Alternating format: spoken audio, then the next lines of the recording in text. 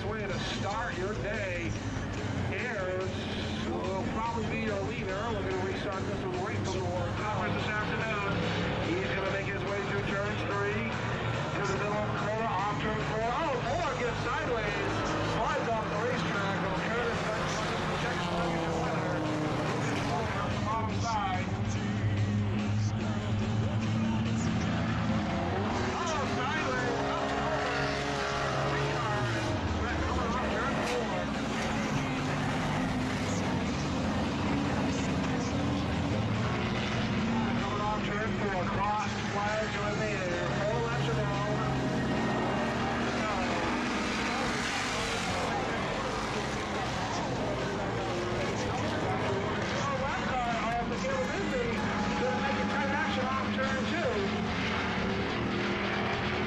Slow down Spalding. Spalding now side by side with Nelson.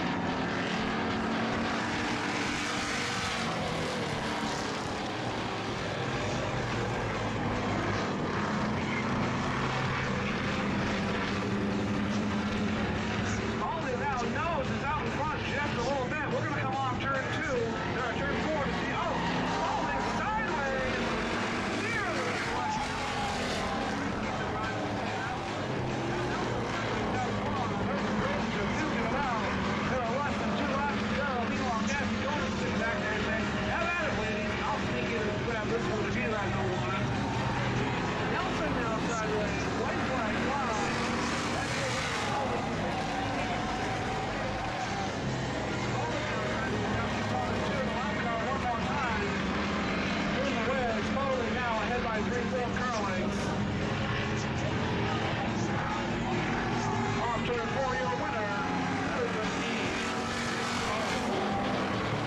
Side by side.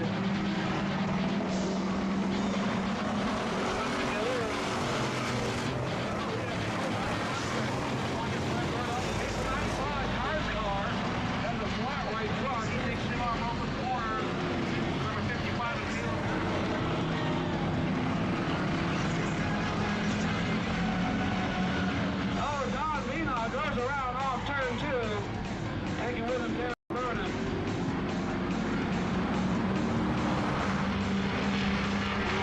Down into 3, Samuel now goes to the door on quick.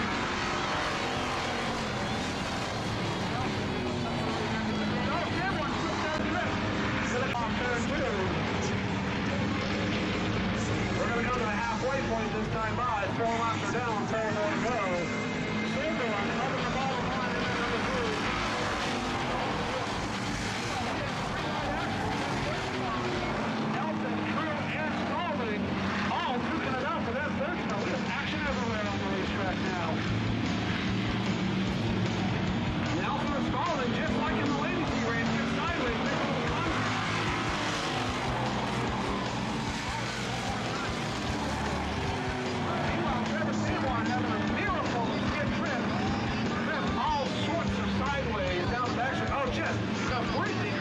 Down into turn 3.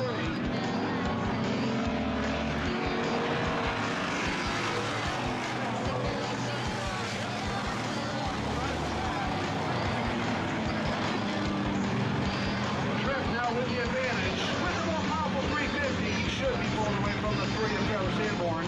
That's just the 305. Right side flies for Tripp now.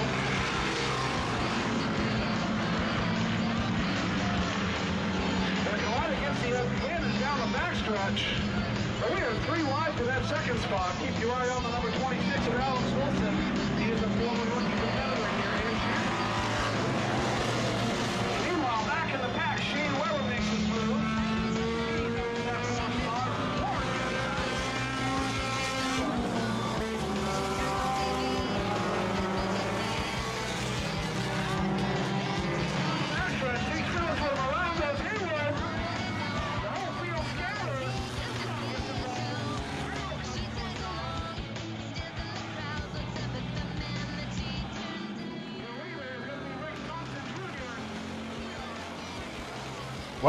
Well, welcome in to another Happy Wednesday. Happy Wednesday. Let's get over onto this one. Actually, I'm going to go ahead and Pause that, shut that off. Happy Wednesday after a Talladega weekend. I'm going to check my audio real quick. Let's see. Oops. My video just defaulted back to...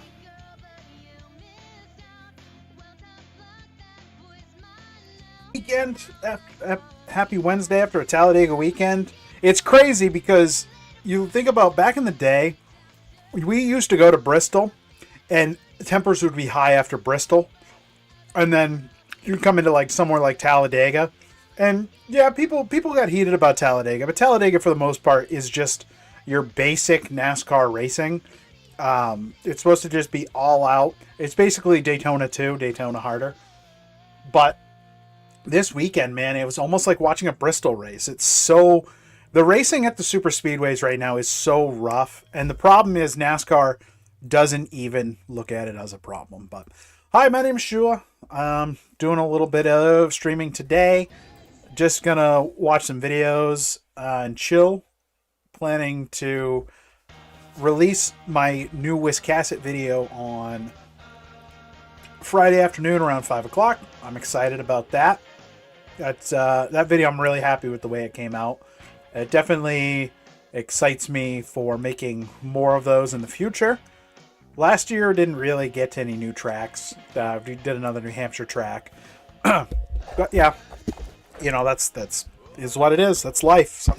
Some years you get a ton of stuff in, and then other years you end up just going to the same old tracks you've always been to, and that's life. There's only so many racetracks, so there's only so many reviews I'm going to be able to do. Oh no. But that, you know, it is what it is. I think the reviews are fun, and it gives me a chance to run with some editing software and play around a little bit, which is something I used to do all the time. So yeah, gonna watch a couple videos I have queued up here. Let me go ahead and turn the TV off. But yeah, this weekend was a rough weekend for Talladega. Talladega is just, it's a rough racing rate. It's rough racing right now because this current car package just isn't there. And NASCAR continues, like, what was the comment that Elliott Sawyer made? Was, let me look it up so I get it right.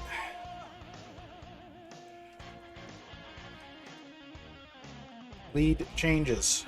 Yeah, they had so many lead changes. Yeah, he said, when you have 67 lead changes among 23 different drivers, I'm not really sure what we're going to work on there. Freaking make the car better. These cars, Talladega is such bad racing because it's literally just trains. It's literally just 2 or 3 trains form. There is no passing. It is one of the worst races to watch of the season. I don't watch it normally. I didn't really watch this weekend because it's not worth it. It's not worth it. All it is it infuriates you. You sit there and you watch as the same people lead the whole race because once you get up there, it's all about time, and you're not making up any spots in the pits anymore. I mean, you can if you go to yellow flag stops, like during your stage breaks, then you can make up some spots there. But on the track, time-wise, you're not making up any spots because everyone is pretty much going the exact same speed. The only way you'd get lucky is if the leader pit at the wrong time and didn't have a car pushing them coming out of the pits. That's the only way you're going to gain the lead.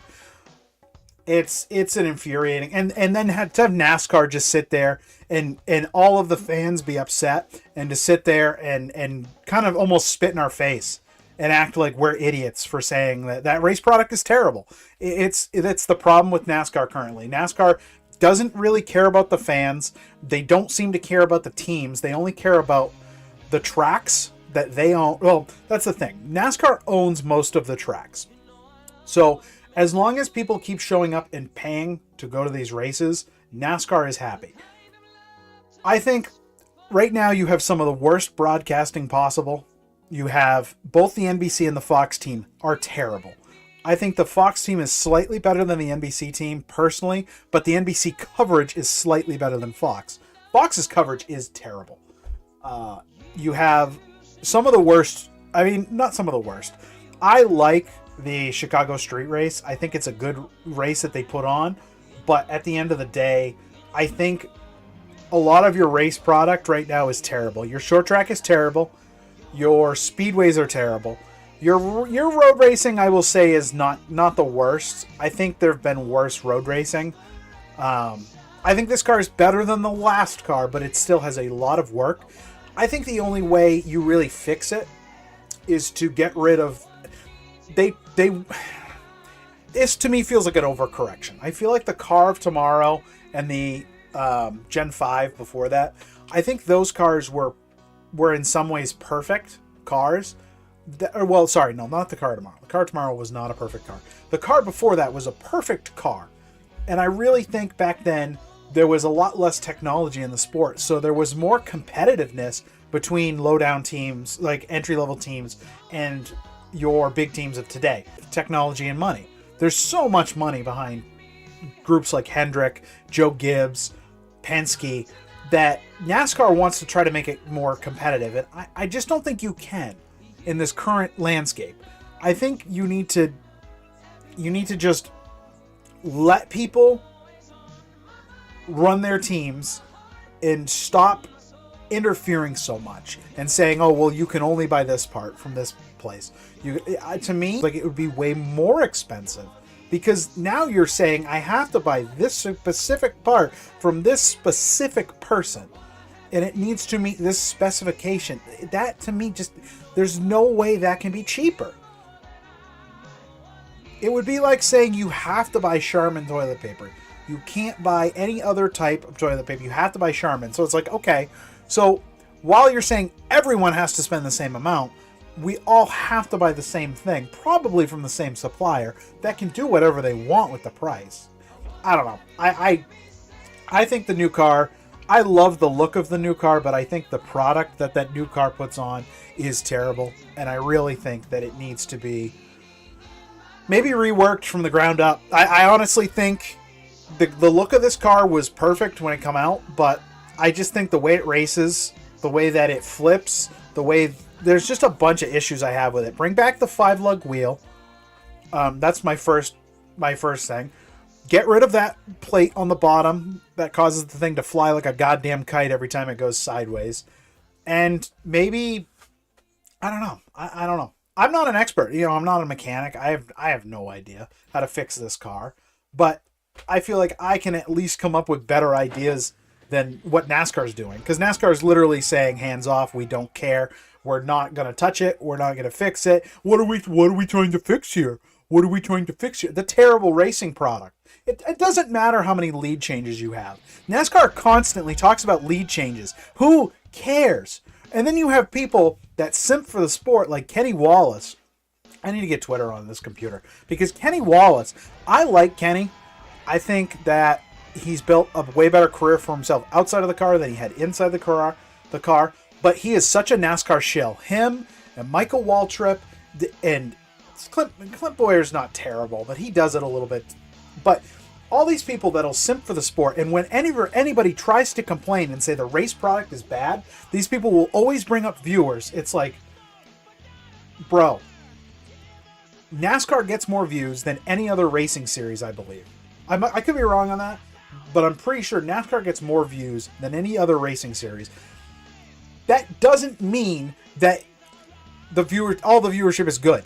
That doesn't mean that you can't improve. It's such a stupid take to say that, oh, we got 1 million views last weekend. Who cares? If there are more eyes to view, why would you not want those eyes? And why would you not take a criticism, especially from people that have watched the sport their whole lives? Why would you not take criticism from them and actually work on it? This conversation has been going on now for 4 years, ever since this car debuted. We have been talking about the short track package, and we've been talking about the super speedways, how terrible the racing is with this car. It has been that way since the car debuted. And on day one, you accept it, and you say, you know what, maybe it'll get better. And then year 2 happens, and you go, okay, it's not getting better. It's not getting better. It's getting worse. And then year 3 happens, and you're like, all right, I can't give you the benefit of the doubt anymore, because the race product is not improving at all. It's getting worse, if anything. And you just keep adding these stupid rules that you don't even enforce across the board. You only enforce them when you want. Why is it we didn't have any penalties for like the last 4 weeks, and then all of a sudden we had 8 penalties in the last race, right? Let's look. NASCAR penalties. And don't get me wrong, I like NASCAR. I really do. I enjoy the sport, but NASCAR, the body that controls it is just ridiculous. They enforce the rules as they like, and they're just irritating. They're irritating to listen to. They're irritating to watch. Okay. No, this is from the day of the race. Yeah, I want the penalties that just dropped today. Okay, let's see what we got. Let's see. Okay, penalties. Jordan Anderson Racing and Viking Motorsports. Those aren't Cup Series, are they? Rear bumper covers. Both teams were fined $25,000. What the hell? They lost 20 drivers and owner points, as well as 5 playoff points. Doesn't really matter because neither of them are playoff teams. Oh! This is Xfinity. Yeah. Okay. Never mind. I'm wrong. Austin Green, 87. Matt Benedetto.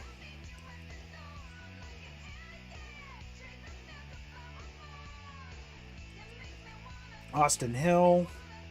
Don't care. I thought we were talking about.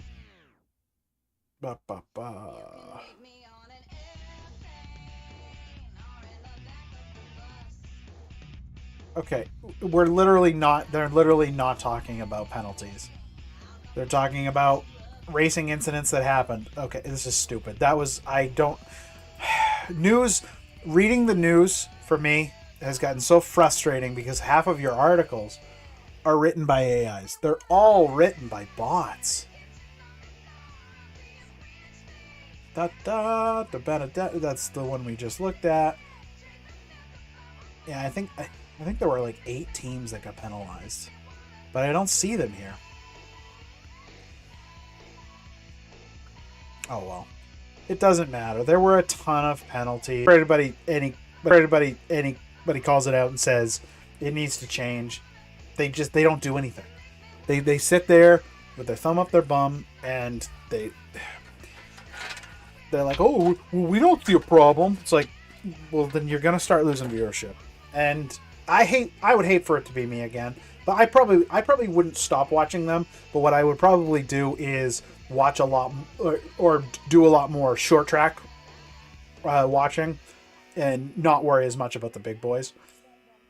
It's just frustrating when day in and day out you want to sit down and watch a good race, and you by the end of the race you're sitting there going, of the greatest movies about racing that was ever made. The year is 2006. I'm an 11-year-old school kid with a love for motorsport and a deep hatred for this mop-headed Manus. It was during this year where I was fully into F1, V8 supercars, and NASCAR. And this is where I bring in that last one. We would get 2 feature films in the year 2006. One was Talladega Nights, which came with an abundance of catchphrases and movies. Thus, it was a popular film, and somehow managed to resonate with a lot of racing fans. Kinda. Sorta. Not really. But the film from that year that I want to talk about was Cars. Now, I know what you're thinking. This has got to be a piss take, right? Well, this was a film that came out around the right time when going to the theater with a family was an occasion, and that you didn't have to forfeit a limb and sell one of the family members to go and see it. And like I said, this came out when I was around 11 years old, when I liked NASCAR, and was watching whatever highlights I could on a Sunday Arvo on a TV in New Zealand, hoping in vain that Dale Earnhardt Jr. would win a championship. But I'm getting off topic here, so let's get back on track here, and I'll tell you why I think that Cars is a better racing film than you may remember it to be. So, I'll argue Cars is probably one of the best racing films I've ever seen. They used a platform of a child's animated movie to make probably one of the greatest racing films that there will ever be, and a movie that really speaks to the way I look at racing nowadays. So the film starts out at the final race of the season, where we're introduced to our hero, Lightning McQueen, who is voiced by Owen Wilson. The race is being held in what looks to be Bristol Motor Speedway, if it was scaled up and had stands for cars. But seriously, how do these cars even get out if they're in the middle of the aisle? What if they got to take a piss? Oh, come on, that's stupid. Cars don't... You can't think of the logic too much. Never really happens in real life. 3 cars are tied for the season points lead heading into the final round, making it an effective winner-takes-all situation. The 3 contenders are the King Strip Weathers, who is based on a Plymouth Superbird and voiced by the one and only Richard Petty. The second driver is Chick Hicks, based on a Buick stock car from the early 90s, and voiced by Michael Keaton. And the third car was, of course, Lightning McQueen. McQueen makes his way up through the pack and catches up to the King and Chick before he's dumped in the infield by Chick. Chick then sets off the big one, where McQueen proceeds to annihilate the laws of physics. Bristol big but one. Seeing as how this is an animation film, we gotta give it some leeway, right? I mean... This ain't driven. So after the caution was thrown, McQueen doesn't pit for tyres, and by the start of the last lap, McQueen has a monstrous lead over the field. Victory looks certain, but we're only 8 minutes into the film. So what do you think happens? Checkered flag, Here I go. Oh no! McQueen has blown a tire! And with only 1 turn to go, can he make it? You fool! So McQueen dry humps his way to the line, and the eventual winner was apparently the next week, which I kinda don't get. Like, I mean, crowd's there, track's there, come on. 10-lap slugfest to decide the thing. No? Too logical? Actually, okay, I'll go. You know what? Myself. After the event, McQueen makes an appearance at the He's right, but that's exactly what NASCAR would as do. Pissed off and bored as any other racing driver in real life. Well, you know, race cars don't need headlights because the track is always lit. Yes. And after this, McQueen and Mac head off to California, trying to beat Chick there because... I don't know, Big Willie syndrome, I guess. But they this want is to good schmooze with McQueen Dynaco. insists Mac drives non-stop to California, Dynaco is violating every in need union of a new right that driver, ever so existed. they Mac want to just both about try falls to asleep before schmooze 3 up to the tuners and a Dynaco drag and car get the new with bird sponsor. flu come by and wreak havoc. McQueen falls out of the trailer and loses Mac. After looking everywhere for him and getting chased by the cops, he ends up literally tearing through Radiator Springs, a rundown town in the middle of nowhere, and ending up in the Slammer. The world is shocked at the news of his disappearance, with Dale Earnhardt Jr., Jay Leno, and Arnie saying he must be found at all costs. When McQueen wakes up, we're introduced to the other protagonist, Maida, a tow truck who's basically the embodiment of the Southern stereotype. McQueen goes to trial and is eventually forced to repave the road that he wrecked the previous night.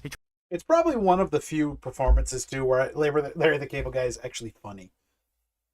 I know that might be a controversial take, but it's one of the few instances where he's actually, like, genuinely funny and entertaining. I don't know. It's probably the way they wrote the character, but he's actually pretty good in that movie. He tries getting a 5-day job done in just 5 minutes. I don't know why he didn't scrape the road to begin the same with. method I used. That's one thing that, even as a kid, that bugged me. Why is he paving over the destroyed pavement? It was going to be terrible either way. He should have scraped it to begin with. I don't know. That's always the problem out here. You got to scrape up the old crap. You can't just go over it because then the new stuff falls into the old stuff, and then it's just going to be terrible. Used in making this video, and evidently the road surface was about as terrible as you'd expect. I tell him to repave the road, but McQueen obviously tries to pull the I'm a celebrity and I deserve preferential treatment deal. But Doc Hudson, well, he ain't buying that shit. He challenges McQueen to a race around a makeshift track which still has more character than Sochi. Seems to be a one-horse race until McQueen finds out the hard way why slicks don't really work on a dirt track. So he's forced to scrape up the shitty road and redo it again. And this time, he does a good job. In the small time he has off, he tries driving on dirt again before Doc comes by with some advice on how not to eat dirt on... dirt. Something about the... just... I don't know. Something about the way the story is told and Doc Hudson's character. They use him. To me, whenever I look at Doc Hudson, I think of like Larry McReynolds, or I think of like just the old timers that just are so old timer that is just a wealth of knowledge, and all you have to do is just not suck up to him, but just speak his language. Let him show you what he knows. I'll put it simple. If you're going hard enough left, you'll find yourself turning right. Oh, right. That makes perfect sense. Turn right to go left. Yes! Thank thank you. Or should I say no thank you? Because in opposite world, maybe that really means thank you. God. And Lightning McQueen is the perfect representation of these current Cup Series kids, which we're going to watch a video on those too. He's a dick. So after doing a I really think that they didn't even know that they were doing it. That car right there reminds me the way Lightning McQueen looks reminds me so much of this modern car. And his personality in the early parts of the movie so much remind me of the current field of kids we have. Your Ty Gibbs and Christopher Bell, and we have Carson Hocevar, Noah Gragson. There's so many of that people that feel like early movie Lightning. It means thank you. God, he's a dick. So after doing a decent job with the road, Sally, the 911 from earlier, invites him to stay at the Cozy Cone Hotel. Before I'm so surprised Lightning Porsche engages never in a little renamed small that talk. car. Yeah, it's like a clever little twist. The motel's made out of caution cones, which, of course, cars usually try to avoid. But now we're going to stay in them. That's funny. How to pick up chicks 101 here, folks. After a night out tractor tipping and almost getting torn up by an angry combine harvester, Cow tipping is not a real thing. If you think you can tip one of those things, good frickin' luck. That's the problem with cows when you're raising them. Try telling them what you want them to do. Oh, and cows can jump. Just so you know, cows are very mobile. Even though they're huge, they are very mobile. So yeah, you there's no cow tipping. Good luck with that. McQueen learns the importance of rear view mirrors in rusty old cars. I think. Later on, McQueen finds out that Doc was a little more than just a doctor in the middle of nowhere. He won 3 piston cups. He did what in his cup? And I guess now is a good time to bring up the fact that this character was voiced by Paul Newman. Yeah! Who loved racing about as much as you could imagine, and had done some racing himself, including a stint at Le Mans when he almost won the event, had it not been for the somewhat questionable entry of the Whittington brothers. So it was perfect to have him voice the character of a racing legend, the fabulous Hudson Hornet. Actually, with this film, there are some astounding people with voice acting roles. Richard Petty, Dale Earnhardt Jr., Mario Andretti, Darrell Waltrip, Michael Schumacher. Yeah, Shumi had a legit role in this film. But back to the movie, after a wreck that saw him ousted from the sport, Doc wants nothing to do with motor racing, and just wants McQueen out of there before he makes a racetrack or bases his team out there or something. He doesn't want the town to look at him as a celebrity like Lightning. He wants Doc Hudson is a very realistic representation, I feel, of what happens to a lot of NASCAR drivers, even successful ones, is they retire, they see the sport continuing without them, and they just want to become a normal person again. Doc just wants to be a normal person where no one knows who he is. No one looks at him for his cup wins. No one looks at him he just wants to be a normal person again because racing took so much from him. Because he basically, I mean, he is your classic situation. I mean, in the current era, we don't have a lot of them, but like one great example is Kurt Busch. Kurt Busch is someone who probably would still be racing today if he didn't get hurt. And he's out of the sport for the rest of his life because of it. And you look at that's kind of who Doc Hudson is. Doc Hudson was hurt so bad, and when he comes back to the sport, it's like, no, your position's filled, you're gone. It happens to so many drivers, and Doc Hudson is just such a faithful telling of that character. It's so perfect.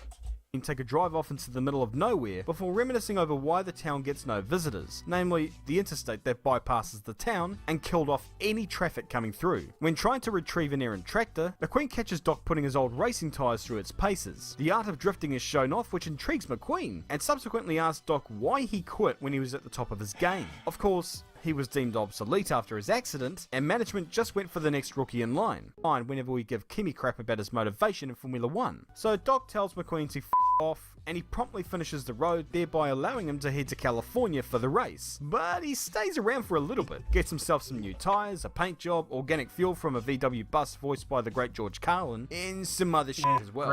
Support local business, kids. But Doc, bitter and jealous over other cars being happy, calls the media to tell them McQueen's location. Everyone descends upon Radiator Springs, and McQueen is escorted to California for the big race, without having a proper chance to say goodbye to the town folk. In California, McQueen struggles to maintain focus focus as his mind is still in Radiator Springs. He falls behind in the race before it is revealed that the folk of Radiator Springs had made their way to California to be his pit crew, Doc as the crew chief, and Guido on the tyres. And he would be needed because McQueen would blow a tyre with a handful of laps to go. What follows is the greatest scene in racing film's history. Hey, Tiny, you gonna clean his windshield?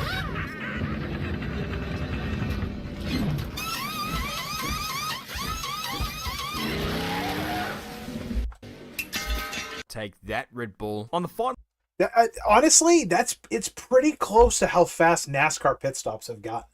They have gotten so friggin' fast. But I love the one thing that also is really nice about the movie is the way it kind of takes that idea that I think a lot of drivers start off with this idea that they're going to be the greatest thing. And they come into the sport and they're so laser focused on winning races and being the next best thing. And then they get 2, 3, 4 years in. They get a girl life partner that you have kids with, and they lose focus on that. And Lightning McQueen at that point, I mean, he's got friends, he's got people he wants to be with, and staying focused on what your end goal is in a sport gets a lot harder when you have real world things you're trying to accomplish. final lap of the race, McQueen is punted off by Chick and it seems that the race is over for him before McQueen remembers the advice that Doc gave him earlier.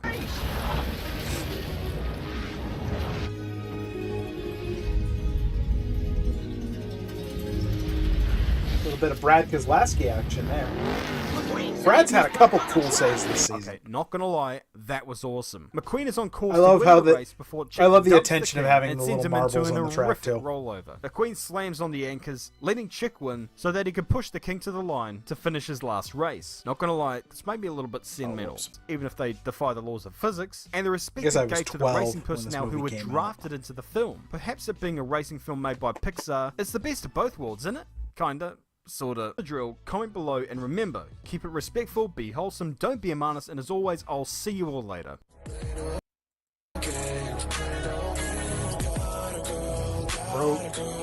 Bro's right here on music. Yeah, I think it's one of those films where, to me, just like it perfectly encapsulates the way I like to look at racing. In there's so many legends of the sport, people that I like listening to, I like hearing about, that they don't have a title next to their name. There is no cup with their name on it, but they were still great drivers. I mean, look at someone like a great example of the last generation, someone like Carl Edwards, great driver who just never won the cup. Greg Biffle. I mean, Dale Earnhardt Jr., I think there was a lot in his way of winning a cup, and I think there was a lot that he could have done better throughout his career. But you know what? It is what it is. It's not like winning a cup is everything in NASCAR. I know a lot of people put a ton of weight on it. Winning a NASCAR cup at this point is all about being able to lock in for probably most of the summer, lock in, get a ton of top tens, get maybe a couple of wins, lock yourself into the championship, then maybe get a little cool in the fall, and then get red hot right at the end of the fall, so that you're going into the championship races as hot as you can. Bring everything you got. A lot of drivers seem to not be able to do that. I think Penske is really, really good at coming on really hot right at the end of the season. And I think that's been Denny Hamlin's biggest problem his whole career, is he gets red hot right at the start. And then by the time that the championship comes around, it's not that he's not hot anymore. It's more just that he can't maintain it. I think he has a hard time maintaining through race to race. You see he won what, 2 races this season, and then he's been kind of dog water since. I like Denny. I think he's a good driver, but at the end of the day, he just does not know how to keep it going. I mean, honestly, it's funny. I was watching the video, and I look up to my championship 4 predictions, and I go, man, I cannot believe I put Christopher Bell as my projected champ, but I'll probably be right at the end of the season, and I'm going to be so angry if I'm right, honestly. So that was by Josh Ravel. I've never watched him before, but that was a pretty good video that he put together. go ahead and give that a like. Yeah, to me, it's such a fun movie. I really enjoy Cars. I rewatched it last year. I actually had never seen Cars 3 before. I rewatched it last year. Did I watch 2? I don't remember if I watched 2. I think 2 is skippable. I don't think you have to watch 2 to watch 3. 1 and 3 are love stories to racing, and they're love stories to classic Americana, whereas really, to me, does not have a lot of value outside of being a funny kids movie. Yeah. But let's watch some MMCS, some crazy NASCAR crashes and out of control moments. Oh, it looks like the guy that stole the pace cars in here. Let's see how these go. Look out! Wow, I can't believe everybody missed that. 20 wrecked me, guys. The 20 wrecked me plain as day. What? Tony Stewart wrecked someone? What is it, Matt? Matt Kenseth is in the wall. And I don't know how badly he has backed in the fence. He's got a lot of damage on the left front, BP. I see some damage on the left front. Check what happened. There's Tony. Wow. Oh, it's Man, that one. Yeah, much. Tony Stewart is ridiculous for that stuff, man. And look at this. Because that could have, Matt Kenseth could have gotten very hurt there. And a lot of guys with some heads-up driving. Yeah, a lot of cars missed this wreck. Oh, my goodness. With Bobby Labonte getting by on the inside. We saw Mike Wallace go by on the outside. Dale Jarrett back in the 88. How emotional is Tony Stewart to go? He evidently looked up and saw that he was on camera on the big screens around the racetrack and said, move the camera. Now we're going to leave pit road. And NASCAR Race Control a moment ago told both these drivers, Matt Kenseth in the 17 and Tony Stewart in the 20, to settle down. Well, you know, Kenseth should be hot. He's got a race car that's probably not capable of winning the Daytona 500 now because of that. Honest drivers live. They need to stop with this pussyfooting around every decision. At the end of the day, Tony Stewart right there, for what he just did, send him to the back of the pack. Stop allowing drivers to get away with terrible driving like that. Because you penalize them at the end of the week. What does it matter? If they win the race, who cares? Because you've allowed them to progress by doing stuff like that. Penalize them. Why wouldn't you penalize that right there? Tell Tony Stewart, you're in the back. Put him in the back. Screw him. No, because he honestly, he could have friggin' killed Matt Kenseth. Black flag 17. Matt Kenseth will have to come to pit road. This is so bizarre. Over halfway through the Daytona 500 in 2006, Tony Stewart makes one of the stupidest moves in racing history and takes out Matt Kenseth for no reason. He took out Matt Kenseth and was black flagged. Then Matt Kenseth went back out on the track and tried to mess with Tony Stewart and merged back up on the track too fast. Then he was black flagged. This was so ridiculous as these two drivers had some of the fastest cars that weekend at Daytona. Ooh, and right unfortunately the wall. for both of them, neither one of them were able to see it to the finish to get the finish they wanted, which was the checkered flag and a win in the Great American Race. Greg Biffle, Jeremy Mayfield. Oh, who's that? Tony Stewart. This into the side of Greg Biffle's car. Getting caught up in somebody else's mess. Man, oh man. I wish I could have been at Loudon back in these days. I loved these cars. That 16 car. And Jeremy Mayfield also involved. You see the left rear tires flat on Jeremy's car. So two of the drivers in the chase for the Nextel Cup involved in a mess. I love the look of that 19 car with the green. That was such a nice looking car. Oh no! Is that Burton? That's exactly what it is. Or was that Ryan Newman? Unfortunately, Who was in 31 guys at that that point? have nothing to do with that, running for the championship. Remember earlier we saw the 31 car being spun by the 16. Gotcha. That's the payback. Gotcha, that was payback. But look, this is pretty obvious that this was a payback. There you go. And this is what needs to be done, and I commend NASCAR. My gosh, of course it was Robbie. The chase brought a lot of controversy between fans. Was it valid? Was it going to be a legitimate point system? But one thing was for sure, having non-competitive cars racing the track as the chasers was big controversy because it could involve them in accidents. Just like when Robbie Gordon intentionally crashed championship contender Greg Biffle in the very first race to chase, crashing out Tony Stewart and Jeremy Mayfield. Robbie NASCAR Gordon would was immediately a bit black of a flag hothead. Robbie Gordon, holding him on pit road for multiple laps. Something, I think he ran over something, though.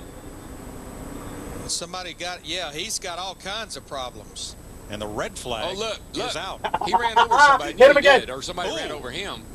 Do anything. Don't worry about it. Two of the biggest hotheads of the sport right there. Look at the right front on Bush's car. And remember, our last race of NASCAR on Fox, we had this going on at Dover, Delaware between these two guys. Well, I know that I know Kurt said he wasn't feeling well, but this isn't going to help him any. The thing I disagree with, totally, what a mess here. The thing I disagree, Kurt Busch took it out on the 20 car. The guys that work on that 20 car had nothing to do with what went on the racetrack. I think there's something and the season begins. Let's Bunch have a of look idiots. Serious case of bump drafting that went bad, I think. Oh, Tony's trying to squeeze by on the outside right there. Yep, There's Tony's not trying to enough pass room, high. and he gets Stupidest into move ever. Tony is full of dumb moves, and then he'll cry when other people do that stuff. He's just like Denny Hamlin. Look at that, the 11 and the 20. There they go. And Stewart and Busch ended up in a big crash that took both of them out. Said that over and over. You know, you want to go in the garage and get in a fight? Fine. Don't use my race car. Two big crashes in Budweiser shootout practice. Oh, it wasn't even the race. It was practice. That's funny. Here we go. Bristol always delivers, or at least it used to. Truex and Schrader. Truex. Really hard to tell. I mean, it looked like the 11 was slow getting in the corner. Looked like he tried to get up there. Thought maybe the 55 got a little bit loose getting there, and Truex didn't even. He was just trying to get away, and that guy down low just cleaned him out. Who is that? Who's at the 55 at that? Oh, Brian Vickers. Yeah. Vickers was a menace. Tire down on the 11, right front maybe after that contact. Definitely a stack up. Oh man, there's a lot of good cars got torn up here.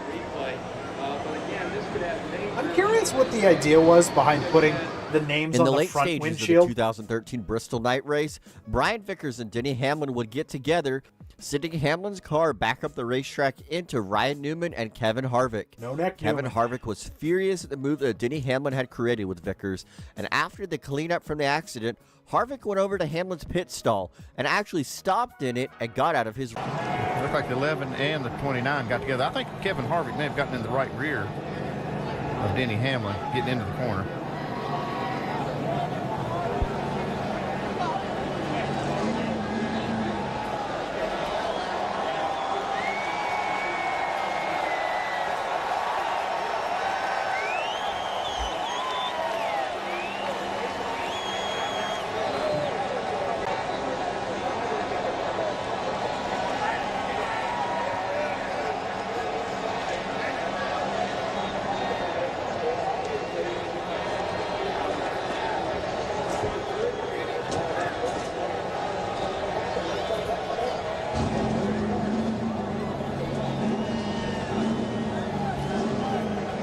I've never been a big Kevin Harvick fan, but one thing I will things give him, happen so quickly. he's a pretty that respectable racer. It's hard to tell until you see a replay. Question exactly what may have happened.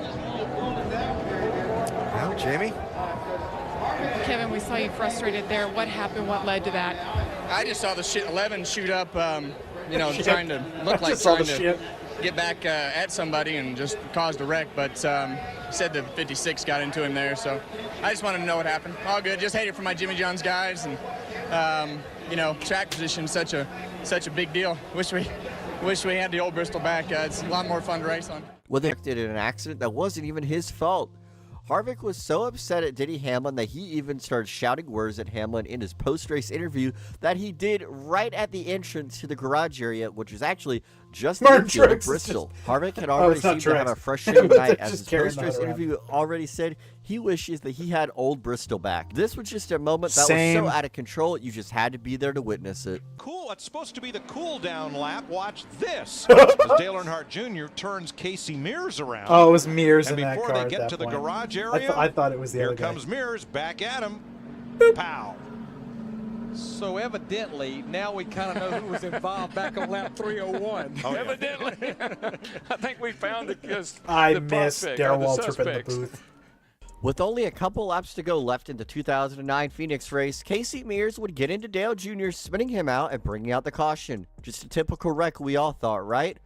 Well, no, it didn't look like it. It looked like Casey Mears intentionally crashed Dale Earnhardt Jr. This would inflict Jr. getting angry, and after the race, he would turn Casey Mears sideways on the cooldown. Get there. This was Logano's first incident in the Cup Series that would basically be the infamous Logano altercation after the race. Joe Logano was young in 2010, but since then, Logano has got into altercation after altercation after altercation with so many drivers on the track, he's become the villain of the NASCAR Cup Series. He's a punk. He may have 3 championships to his name, but he definitely has a lot more boos than cheers at the racetrack. From our overhead camera, our Pennzoil copter cam, you see the contact. Rusty Wallace almost spun out as he was trying to correct his car. Terry Labonte goes by to take the lead, and we see the heavy damage to Jeff Gordon's car. Rusty Wallace admitted later on in his career that he couldn't stand Jeff Gordon. He wanted to be the man to take the challenge to Dale Sr. and prove he was one of the greatest drivers ever. And when Jeff Gordon came along, he couldn't stand it. And Rusty Wallace, in any given opportunity, would intentionally crash Jeff Gordon because he felt like it and because he didn't like Gordon at all. As Jeff Gordon got better in his career and started beating Rusty Wallace, it infuriated Wallace. And every time he had the opportunity when he was racing Jeff Gordon, he would rough him up, wreck him, or put him in vulnerable positions with his race car. Ultimately, this rivalry never seemed to fizzle out until the end of their careers. Spins his tires. Green flag back in the air. Around goes to 48. Crosses out. And the caution is out. That will now determine who wins this race. NASCAR's explanation, they had not reached the start-finish line. They hadn't got to the start-finish line before they threw the caution. What? Excuse me, what? That was not the one attempt at the green-white checker. Oh my God, NASCAR.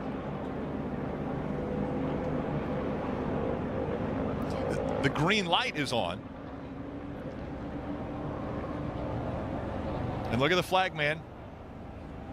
The green and then right to the yellow before they got to the start-finish line. This is by far one of the worst finishes to a NASCAR race in history, in my opinion. So after the 2015 Daytona race where Austin Dillon... The All-Star race back in whatever it was, 2022, 2021, the one where Ryan Blaney won it. And then NASCAR was like, no, that's not the finish. You have to run it again. And it's like, no. And he couldn't get his window net back up. And it was NASCAR's fault because he had already won the race. It's like he won. Just stop. When in the catch fence, NASCAR changed the rules. You were allowed one attempt at overtime. And they had one attempt. But they said since the leader didn't get to the start-finish line, it was not an attempt, even though the green flag waved. It was so controversial that they even gave Kyle Larson and Jimmy Johnson their spots back for the second attempt at overtime. And if you thought that was crazy enough, that wasn't even the worst part of the race. The worst part of the race happened on the next restart, when Kevin Harvick, who was blowing an engine, needed to not lose any positions, and he intentionally wrecked Trevor Bayne, causing the last big one of the afternoon. Joe Logano and Dale Jr. would have already taken the restart and was able to make this an official attempt. I take back what I said earlier, I guess. God damn it. The caution was thrown. Who was leading, Dale Jr. or Joey Logano? NASCAR gave it to Joey Logano, and the fan base was extremely upset. I can see why. If not the most iconic pace car moment in history is when somebody stole the pace car at Talladega. It is one of the wildest NASCAR stories ever known, to have somebody, before the race even start, steal the pace car and take it for a spin. Honestly, that guy's a hero in my book. But unfortunately for him, he only made it to turn number 4 until he was barricaded by a bunch of police officers. They were able to stop him and get him out of the car so the race could start. Bob and Larry to call the introduction of the starting field this afternoon. All right, thank you, Jack. Well, the pace car, we understand, has been stolen. The officials are not driving this thing, and somebody has actually gotten in the pace car and stole it. There are at least 2 policemen on motorcycles, plus this car, that are pursuing the pace car right now. And up till now, the pace car has not been caught. They've created a roadblock there coming off of turn number 4, head toward the tri-oval, and we think there is some unusual drama occurring here. Let's see what happens when he gets to the roadblock. Will he try to go through it, or will he stop and be captured? And I guess he's going to stop. Well, this is certainly Well, I've heard the story of that man who makes a living by going around crashing parties, but this is certainly a first. And you can see the crowd standing and applauding the officials who finally have captured this thief. It has been a bizarre day. We underwent a period of about 10 minutes where the track was without power. At least many of the significant points, including the press box, our broadcast facilities, as well as the public address, had no power.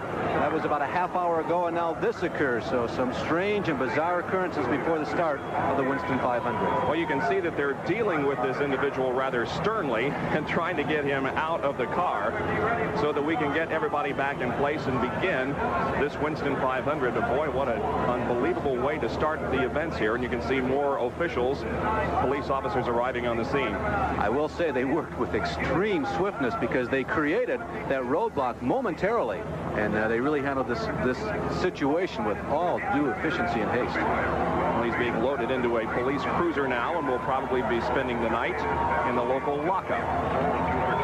You know, this is a rather wild crowd anyway that gathers here for this race. There are an estimated 125,000 people on hand for today's race, the largest gathering for a sporting event in the history of Alabama. And it's a crowd that is extremely enthusiastic about automobile racing. It gives you an idea somewhat of the feeling that you get in some of the foreign countries around the world who are so insane over automobile racing.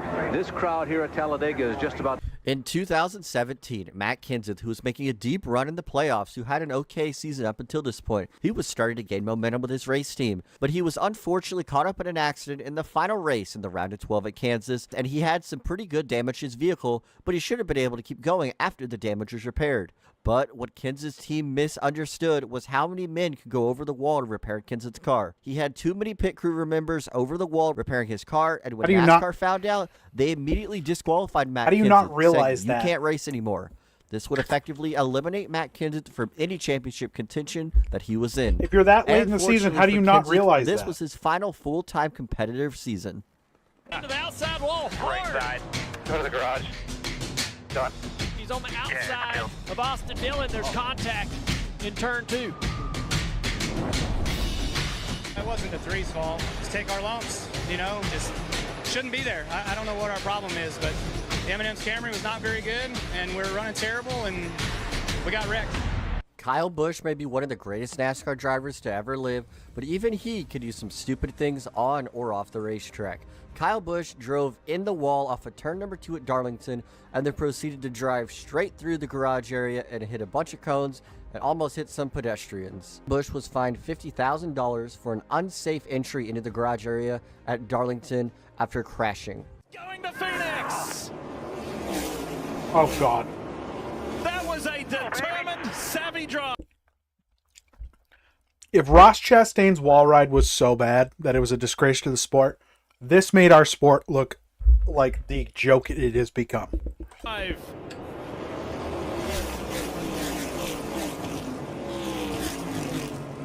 And look at that, right at the end, Christopher Bell drives his way in as well. He does not. Right at the very end. Look NASCAR made the right call and said no. The 20 past the 23 coming to the line for the 1 point that he needed. This is it. Watch this, the 23 and the 20. He went for it, almost lost control, hits the wall, drives off the wall, sort of Ross Chastain-esque. Gonna be a lot of God, conversation in the NBC's NASCAR tower about announcers the are entire terrible. finish of this race between all the cars racing for points. But what a drive by Blaney. This was by far the most controversial race in the 2024 NASCAR Cup Series season, and possibly one of the most controversial races ever. Towards the end of the race, Christopher Bell needed to gain one more spot on William Byron. That's it, one more spot. And in front of him was Bubba Wallace slowing down with an alleged cut tire. When Christopher Bell noticed this, he drove it extremely hard into turn 3 and went into the wall. He then would hit the wall and ride the wall just like Ross Chastain did, which is illegal now in NASCAR. Bell was able to gain that position of Wallace and punch his ticket into the championship race. Well, he thought. NASCAR would then deem the rule was illegal and knock Christopher Bell out of the Final Four. But that wasn't the only controversial moment of the night. Just like we said, he needed to pass Bubba Wallace. And Bubba Wallace was told on the radio Christopher Bell's position, and then he said, "I have a tire going down." That seems fishy. And if that doesn't seem fishy enough, even the Chevys were trying to hold up to not pass William Byron to help him make the Final Four. That whole championship race, that whole championship last season was terrible. I mean, think about it. Just the round before, Joey Logano gets kicked out. Joey Logano is not even on the roster to be in for the championship anymore. He misses out. Then William Byron gets disqualified. And then all of a sudden, Joey Logano's let back in. It's like, he didn't make it. He didn't make the cut. I don't know. For me, I think they purposefully kicked Byron out so that Logano could get his third championship. I think it was orchestrated. Ultimately, NASCAR would hand down a penalty to Christopher Bell and say it was an illegal move. Byron would get in the championship 4. Bell would be out.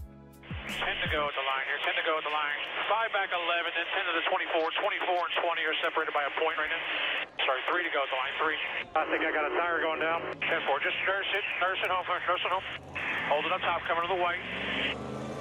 So, information from the spotter to Bubba Wallace. Bubba claims he has a tire going down. That explains his speed down the backstretch. NASCAR's going to through these same radios that we have. Then we saw the pass by Christopher Bell. The slide job on the 23 got him into the wall. Then there will be question mark on the second half of that corner where he was absolutely against the wall, and how NASCAR sees if that's within or out of bounds. So here's the radio from the 3 of Austin Dillon. You know the deal? Trying to find him and tell him. Justin, you tell crew chief also clear off. Out they go! 10-4, does the one crew chief know the deal? Yeah, he should. All that for nothing because Chevy can never capitalize. About the 3 and the 1 car. So now let's I'm going to guess Ford pays a lot of money to NASCAR. That's far with the 24 here down there, door. 24 is 1 to the good. 1 point to the good down there, even. 6 is lined up with the 3. The front straightaway, hard in the wall goes Hamlin. Chase Elliott. Play stupid games, you win stupid prizes, Danny. Inside of Chase. Gets loose. You see him lift out of the gas. The flames crowded Chase, got into him. But they saw some retaliation there. Or did Keselowski get into the left rear corner of Elliott there? No. I got right rear hooked in the middle straightaway. Did you think there was any kind of retaliation there, or what was the deal? What led to that? Yeah, it's a tantrum, and he shouldn't be racing next week. Right rear hooks are absolutely unacceptable. I don't care. It's same thing. Except for when I do them. Did with Kyle Larson. The exact same. He shouldn't be racing. It's a tantrum. As Denny Hamlin said, Chase Elliott was That's right. You should be allowed to door people into the wall all day long. No retaliation. Chase Elliott got passed by Denny Hamlin and kind of got walled by him a little bit and didn't like it. Kind of? He intentionally crashed Denny. This is one of the things. This is why there are certain NASCAR creators that I don't like to support. MMCS generally seems like he's pretty fair. But there are certain NASCAR creators that will look at what just happened and they'll be like, oh, well, he kind of got walled by him. No. Denny Hamlin drove him into the wall intentionally. And then he wants to cry because he shouldn't be right rear hooked into the wall. But Hamlin, still. The exit of turn number 4 into the dogleg, sending Hamlin's car careening into the outside wall, having some massive damage. Honestly, it feels good every once in a while for Denny to get those. A few days after the race, NASCAR would then suspend Chase Elliott for 1 race for intentionally crashing the 11 car, and since then, Chase Elliott has done no such thing to any other driver. If you've enjoyed this video, please hit the like and subscribe button down below. Also, if you've liked this video, I'm pretty sure these videos will catch your eye also. Very good. His compilations are usually pretty good. All right, I got one more video to watch. I think I'm going to do a little preview of my Wiscasset video, and then I'm going to get out of here. I'm going to go ahead and pull this over here.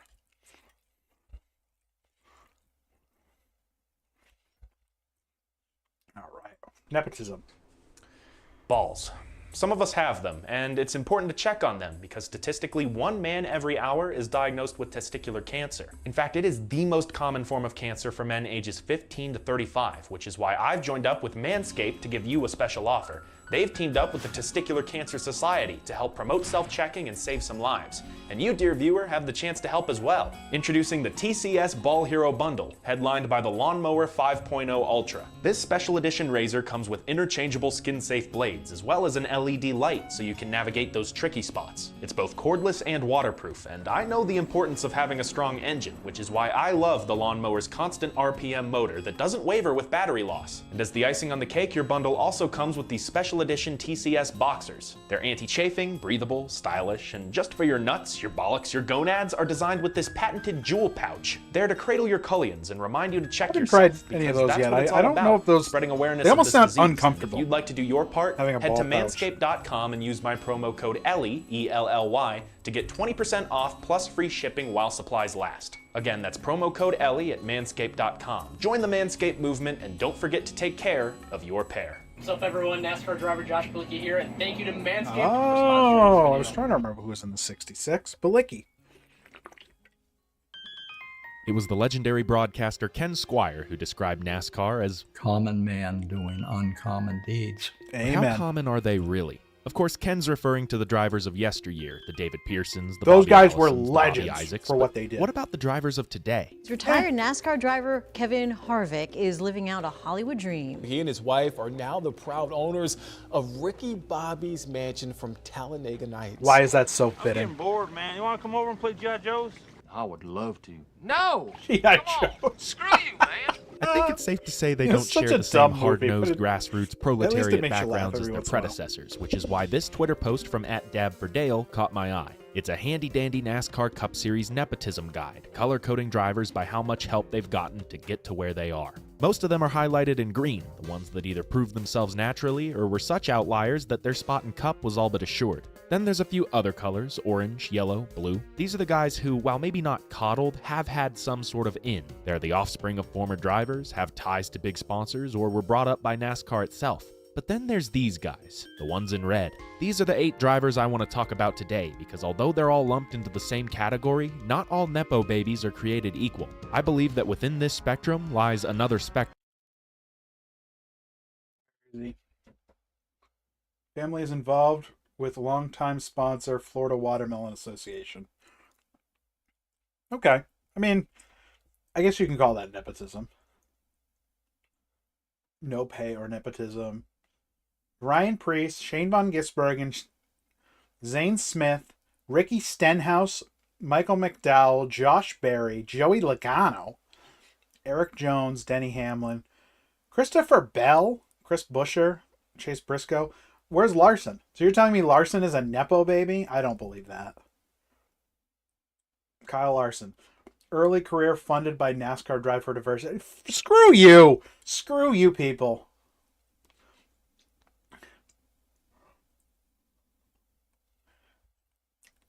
I don't know that I consider that nepotism. I think it's a stretch. Father was an investor in Switch. Yeah, I mean, I'd call that nepotism because that tells you his father has money. Ross Chastain, his family is involved with the longtime sponsor, Florida Watermelon Association. Just because you have a sponsor doesn't mean you have a ride. You have to have a ride as well, and your talent has to get you there.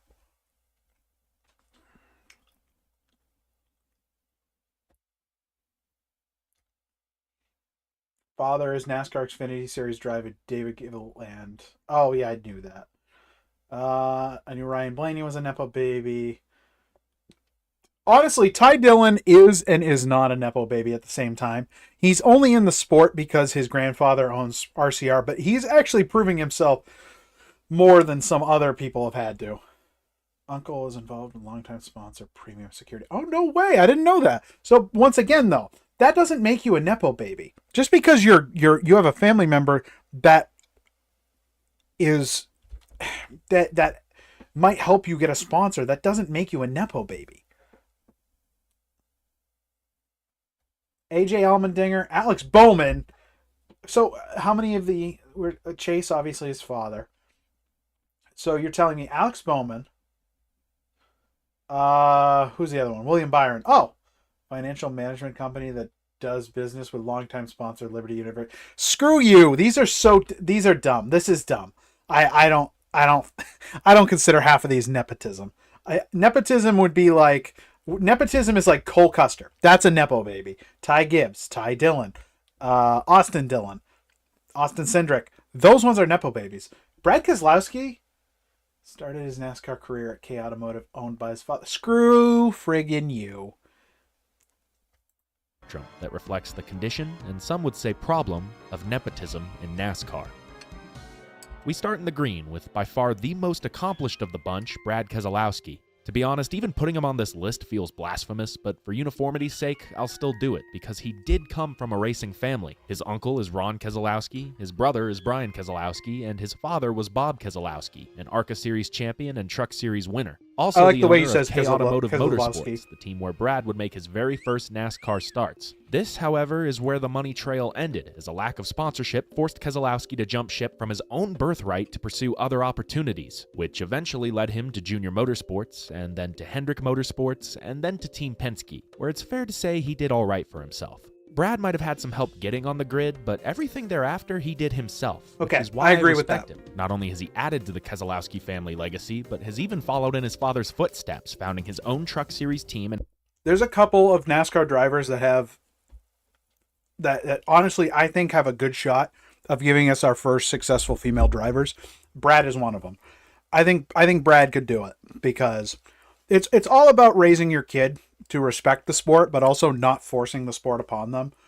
And I think he has the right temperament to do that, where someone like Kyle Busch, I just don't think could do it right.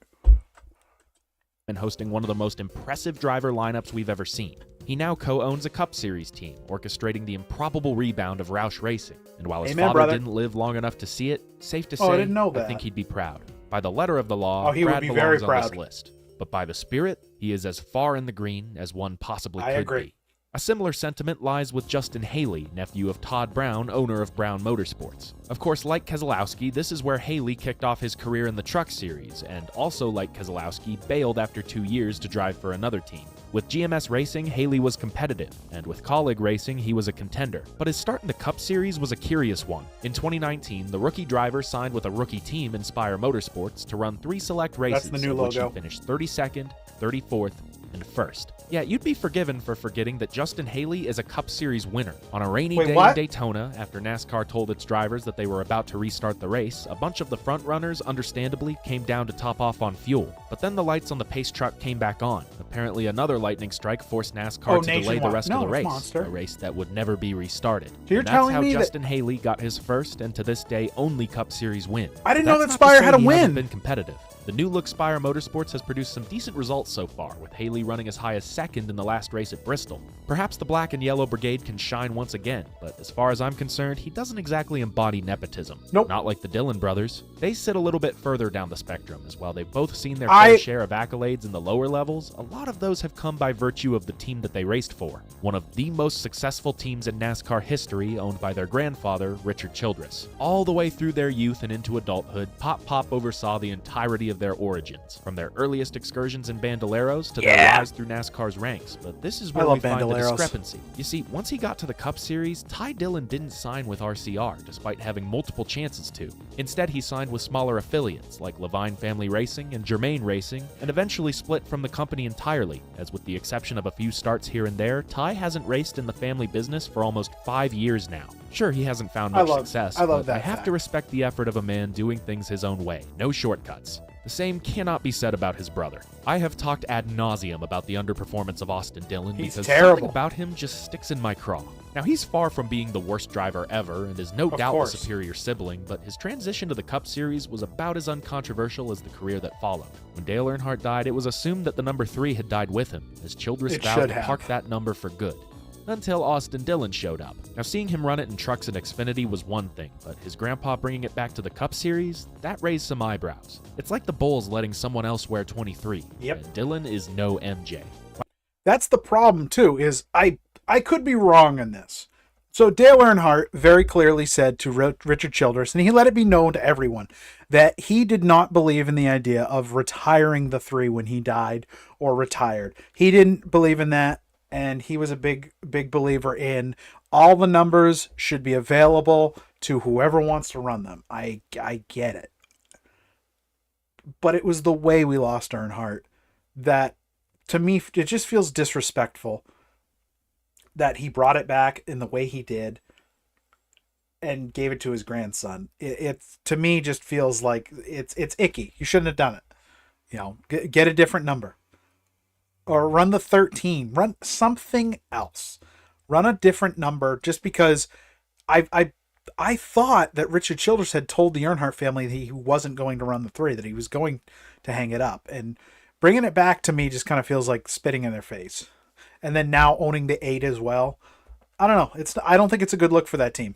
While he has won some races here and there, every single one of them has some sort of asterisk. 2017, fuel saving. 2018, collateral damage. 2020, reduced horsepower. 2022, the fucking weather. 2024, attempted murder. Every single one of his Cup Series wins has come at the expense of something smart or something stupid. Oh, I love Ellie. Ellie does such 412 good work, starts, man. He tends to be pretty blasé, far from befitting of the legend he followed. This is why many fans, myself included, believe that the number 3 should have never come back. Though AD's not the only one with a relational stake in ownership. Lesser known is the lineage of fellow Austin Cindric, and Stone Cold Custer. But make no mistake, I knew both of they're those. sons of royalty too. Sons of Tim Cindric, president of Team Penske, and Joe Custer, president of Haas, both of whom have held those positions for some time. That's why it's assumed that Austin and Cole, both Xfinity Series champions and Cup Series winners. I will say this. Austin Cindric is a way better driver than Cole Custer. Austin Cindric actually has some talent. Cole Custer, he's got talent to be able to drive the car, but when it comes to being a competitive driver, he is not that talented. Winners have more job security than most, though despite their high standing, at least their names aren't on the building. That honor is reserved for arguably the most scathing embodiment of partisanship in the sport today. As the grandson of an owner with a super team, Ty Gibbs has gotten the full-ride Joe Gibbs Racing Scholarship, as from the ripe old age of 14, Grandpa has lent a helping hand holding a 7-figure check in every step of Ty's career. Now, I'm not saying that's a bad thing. Of course, Coach would want the best for his grandson, but forcing out his most successful driver to make room, I don't think that he forced him out. I think Kyle Busch was ready to move. You listen to him in those last couple of years, he was so frustrated. I don't think he got forced out. I think it was a sponsorship issue, and I think Kyle was honestly ready to move. You figure he'd been in that 18 team for so long, and he hadn't been competitive for a couple of years.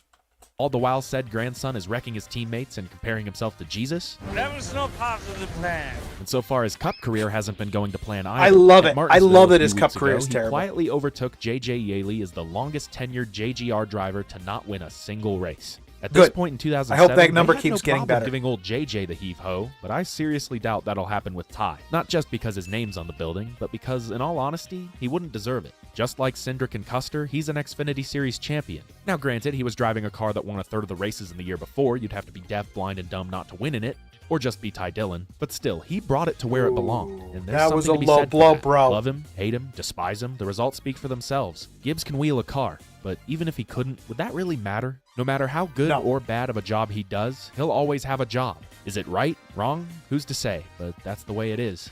Wait a minute. 1, 2, 3, 4, 5, 6, 7. There's still one left. Where? Who could Please talk about possibly be Cody. worse than Ty Gibbs? Oh, right. Just like how sometimes I forget about Justin Haley's first win, sometimes I forget this man exists. Cody I Ware, son cannot of team stand this owner guy. Rick Ware, is now in his ninth year of Cup racing, and I honestly don't know where the time went. RWR is the textbook definition of field filler, and thus has left open a revolving door that 40 different drivers have walked in and out of. Oh my God. Yet only one has stayed put through all that time, for no other reason than his last name. And in that time, Ware boasts an incredible 115 starts with as many top 5s as he has arrests. 1. And by the way, the same could be said about his brother, minus the top 5. In every other case we've discussed, there's at least some modicum of reason keeping them in the really is meant to feature the best racers in the country. Isn't it redundant to stick to the same losing formula? Maybe, but like I said, that's the way it is. In fact, that's how it's always been. Like most professions, it's not about what you know, but who you know. And knowing people in NASCAR has always been paramount. Every career starts with correspondence, professional or otherwise. Even some of the greatest of all time, like Richard Petty and Dale Earnhardt, have come from a racing background because success in one generation often bleeds into the next. Hell, Dale Earnhardt literally started a team just so he could race with his son. And a lot of other fathers have shared the same sentiment. That's why many of today's stars aren't the first, but the second and sometimes third generations of NASCAR racers and their families. So are we really, genuinely, actually watching the best race car drivers in the country? Who knows? But for those of you who think this is a problem, stay 365 days a year with your ass in a sim rig, but without those connections, you may as well put the fries in the bag. And when Owen Larson, Brexton Busch, Keelan Harvick, and Cash Boyer are racing for the 2045 Cup Series Championship, don't say I didn't warn you. Dear God. Dear God. Yeah, it's unfortunate, but yeah, he's 100% right. You know, that's one thing that people forget is racing will always be that way, though. Kids that are raised in a racing background are probably going to be better at it than people that get into it when they're 15, 16. And so just because of that, those kids, whether or not they have sponsorship, those kids, even if they're racing at a small track, they're going to get noticed before you're going to get noticed. Yeah, that's racing for you. You know, it's kind of cool. So let's I'm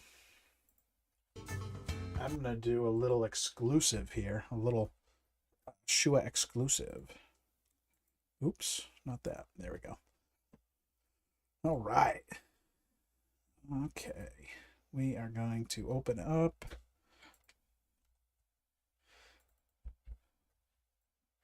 VLC. I don't think there's anyone in here, so it doesn't even really matter. I'm just kind of doing this for myself. How do I shrink this? How do I shrink the oh no, I have to do it with the video queued. Let's do this. Do that, and then can I not make this window smaller?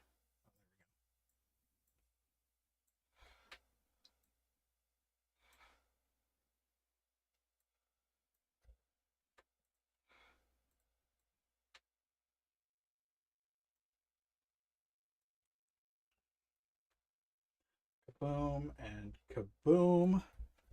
All right, and let's go ahead and turn this back on. See how that looks. Oh, ho, ho.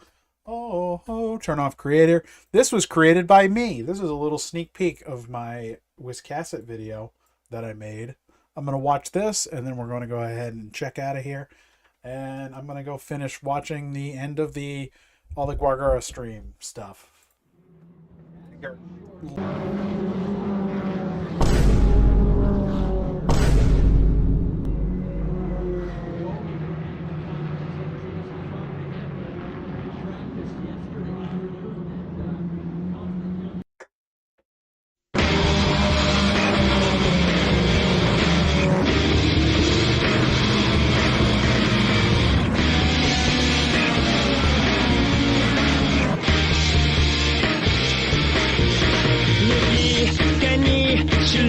Some people love the intense racing of a place like Sonoma. Others love the white-knuckle driving of Daytona. While some like the finer things in life. Small ovals with 2 or 3 cars driven by locals that put their blood, sweat, and tears into going fast. No better is this ideal shown than the fantastic Wiscasset Speedway. A small hometown track with the quaintest team running it you've ever seen. Hello everyone, welcome into another track review. My name is Shua, and this time we will be looking at the beautiful Wiscasset Speedway. The story starts about 2 years ago when my parents took a vacation to Brunswick, Maine. They had some free time on their hands, and one day they looked up to see what was in the area and saw Wiscasset Speedway only a couple miles away. So they made the pilgrimage to Wiscasset on that cold, whatever it was, night. And that day, my dad fell in love with the track and spoke of its wonders. You see, my dad grew up at Beach Ridge, a point that I've no doubt harped on pretty much every single video. He grew up there being involved with not only the racing, but the racers, and growing an understanding of the track. Stepping into Wiscasset was like stepping back to a familiar ground for him. A small, humble track with great owners who truly understand how to put on an amazing show. He conveyed the love to me, and from that day on, our fates were set in stone. It had probably been 10 years since I had been to Beach Ridge when it shut down. I was slowly getting back into stock car racing, watching NASCAR for the first time in a long time, in 2021. It had always been my life's goal to make it to New Hampshire Motor Speedway. In 2022, Ross Chastain rides the wall, pisses off most of the stock car racing fan base nationwide with people calling for it to be banned, saying how bad it looks for the sport. But that moment right there brought me back for life. Unfortunately, at that point, Beach Ridge's life had already been cut short. 2023, we made it to New Hampshire Motor Speedway to watch Martin Truex Jr. pull in an incredible win, and at that point, we started looking for short tracks. We've been to Lee USA Speedway a few times, but my dad kept saying every time we'd go that we need to make it to the one and only Wiscasset Speedway. After another visit to New Hampshire and a few more visits to Lee last year, we decided that opening day this year we'd make it to Wiscasset. A pilgrimage of epic proportions.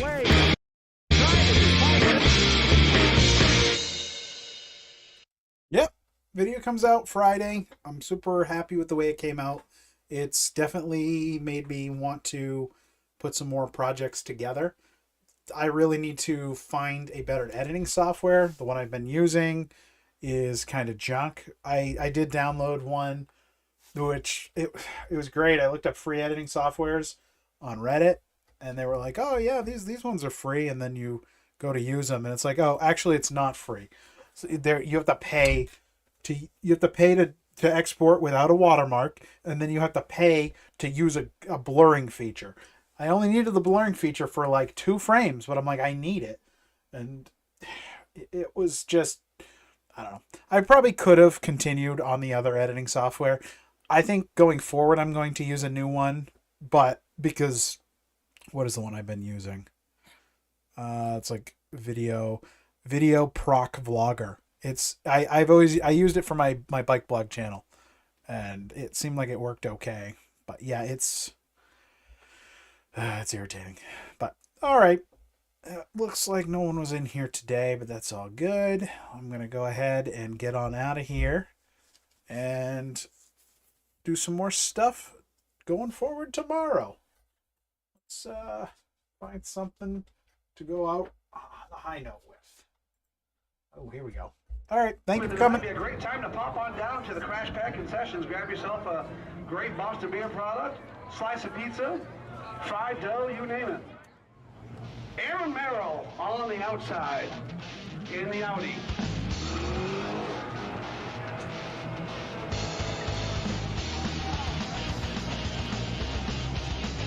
All right, we got the pickup truck and the Audi. I don't know how stock that pickup truck is. Guess we'll find out in about 3/8 of a mile.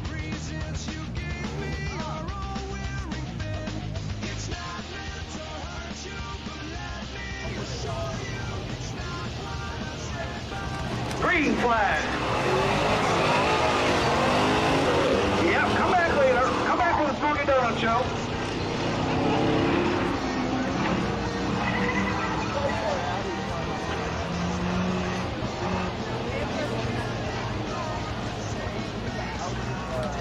Looks like the Audi of Aaron Merrill is going to be your winner.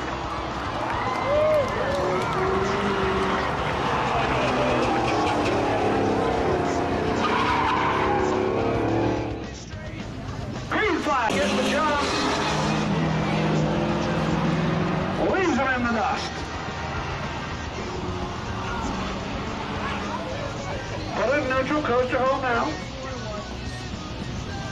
Oh, he's going to go to the third groove. Take her out high, wide, and handsome.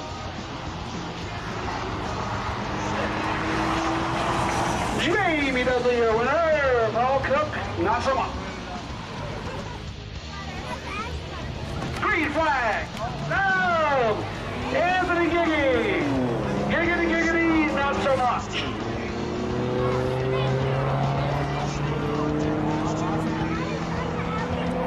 grocery store down the road, dude.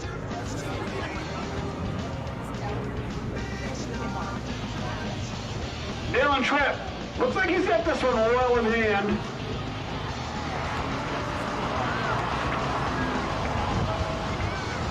Giggity, giggity, gone.